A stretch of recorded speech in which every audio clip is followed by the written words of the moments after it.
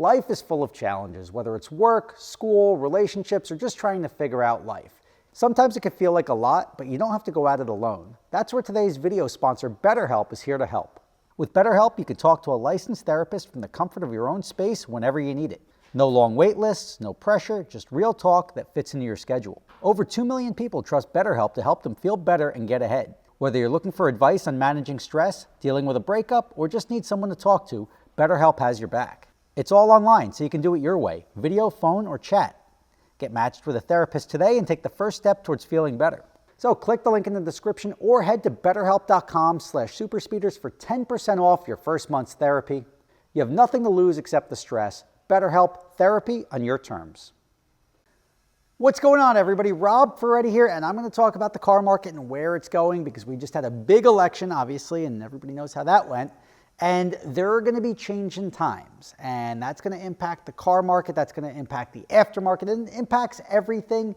And regardless of who you were rooting for, regardless of how you're happy or unhappy with how the election went, there are ramifications on how we live our lives with our vehicles, what our vehicles are worth, where they're going to be made, et cetera, et cetera. I'm going to dive into that.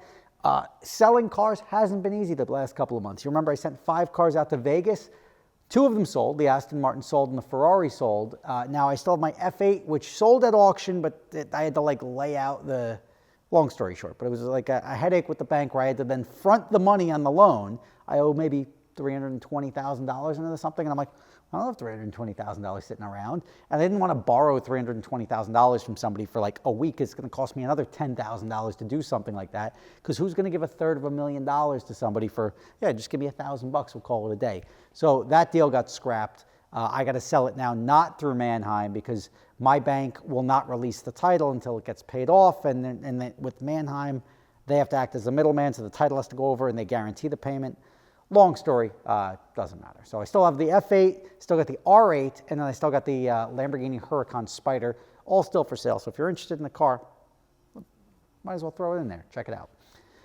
Anyway, so the big thing that we're looking at with the tariffs that have now been applied or threatening to be applied is you're seeing how politics impact the value of vehicles, the cost of vehicles, the cost of everything, the inflation.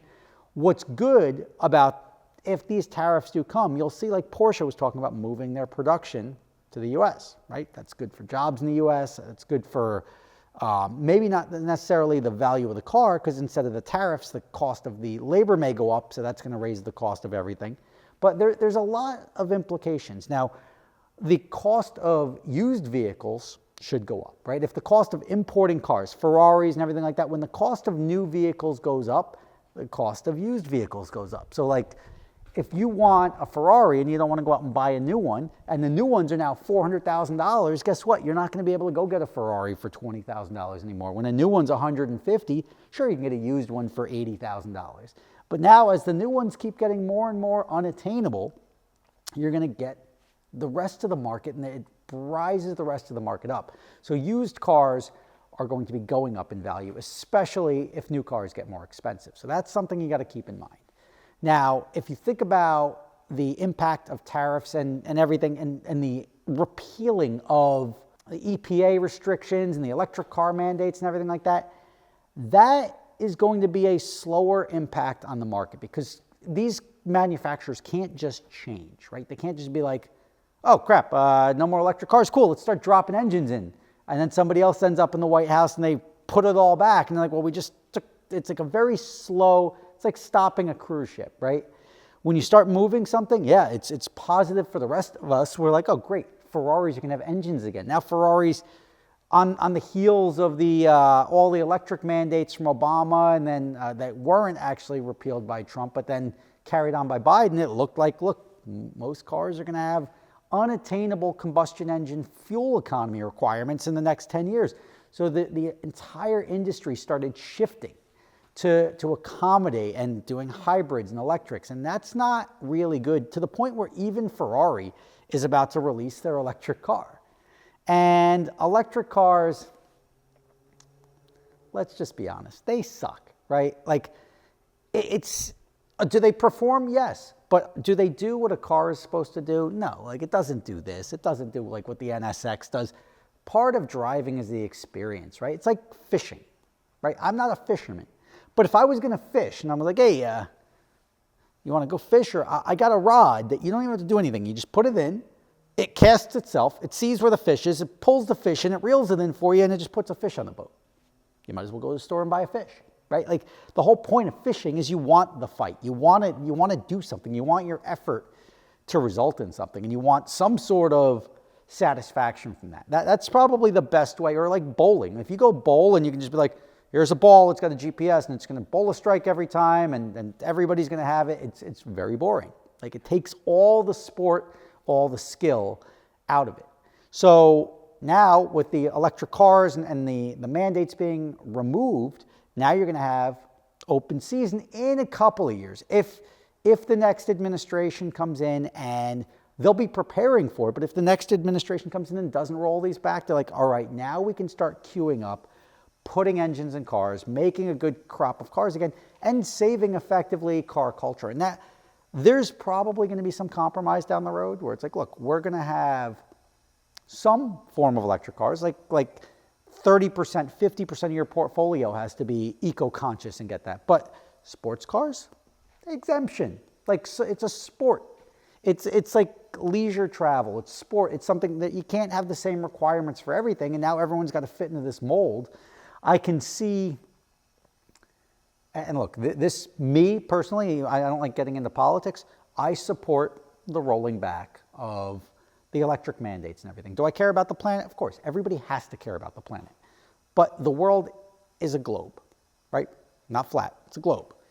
And if you think about it, if America's paying all these taxes and we're paying all this electric fees and this and this and this and this, but India, China, all these places don't give a shit, right? And if they don't care and they're just polluting out like this, and we're sitting there trying to save the planet, it defeats the purpose, right? Like you can't have the righteous few. It's like California, like restricting all these emissions, and it doesn't do anything. And then you got Florida, like, yeah, whatever, like drive your donk, no exhaust, no inspection.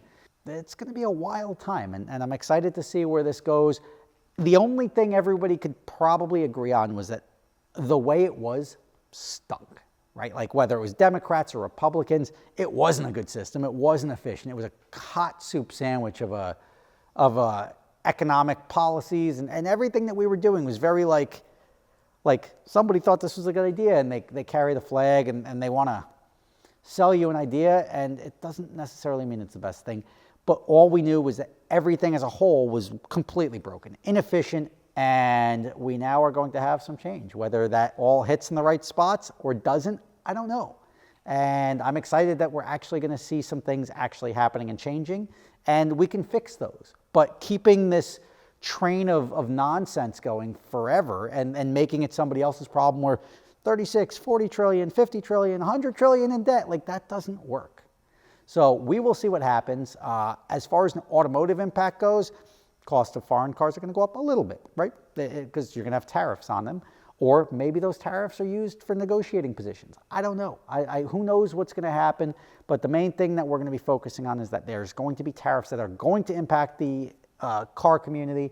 It's going to raise the values. If you have cars, it's going to raise the value on your used car, because as you have new cars getting more expensive, used cars also get more expensive if you want to get those.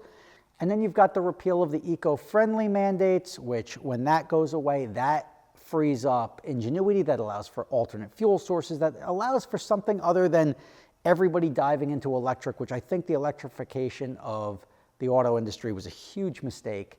It's great for pedestrian cars, it's great for everyday use, it's great for golf carts, local stuff, but it's not great for everything. And if that was the case, then they would already have big floating electric cruise ships, and you'd have big floating, it doesn't work. Like we are a globe that operates on fossil fuels, and we're going to continue that way in, as far as I see, for the foreseeable future. So we'll see what happens. I'm excited. If you have thoughts on this, everybody's going to have thoughts on this. Put them in the comments below. I'm curious to see them. Rob Ferretti, thank you for watching. Good luck to you. If you are sitting on cars, that's a good thing.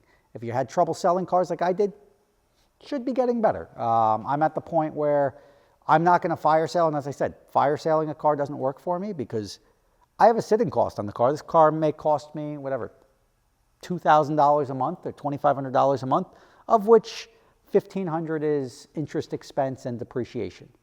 But otherwise, if I'm not gonna sell it for $10,000 less, I'm better off sitting on it for a couple of months until the value comes or I get the right buyer for it. It's never makes sense to fire sale anything. So let me know your thoughts in the comments below. Rob Ferretti, thank you for watching. If you're interested in one of those cars that I've left out in Vegas, the F8, the R8, or the Lamborghini Huracan Spider, you let me know, rob@superspeeders.com, and I'll see if I can make something happen for you. Catch you next time.